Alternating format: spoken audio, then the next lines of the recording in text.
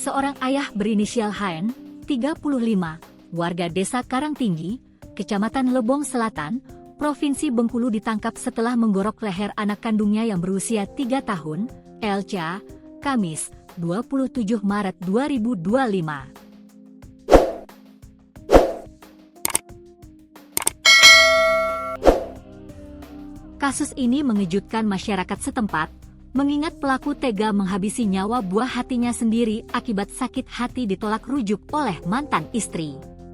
Menurut informasi dari Kapolres Lebong, AKBP Agoeng Ramadhani, kejadian berawal ketika Han menghubungi mantan istrinya, Ja, 37, melalui media sosial pada pagi hari. Dalam percakapan tersebut, Han meminta untuk bertemu dengan anaknya, namun Ja menolak permintaan tersebut berdasarkan kesepakatan sebelumnya. Sekitar pukul 10.30 WIB, Han datang ke rumah Ja dan membawa Elca meskipun anak tersebut menolak untuk pergi bersamanya. Pada sore harinya, Ja berusaha menghubungi Han untuk menanyakan keadaan anaknya, tetapi tidak mendapatkan jawaban. Malam harinya, Ja menerima kabar Elca telah meninggal dunia. Korban ditemukan dalam kondisi mengenaskan di rumah Han, berlumuran darah akibat luka parah di lehernya. Menurut Kasat Reskrim Polres Lebong, AKP Rabnus Supandi, korban meninggal karena kekurangan darah dan oksigen akibat luka yang dideritanya.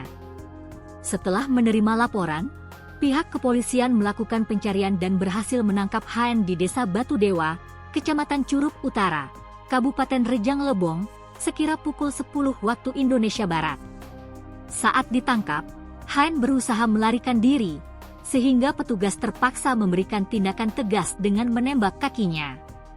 Rabnus mengatakan, dari hasil pemeriksaan diketahui motif pelaku adalah sakit hati. Pelaku sakit hati dengan mantan istrinya karena menolak untuk rujuk kembali. Atas dasar itulah, terduga pelaku tega membunuh buah hatinya sendiri.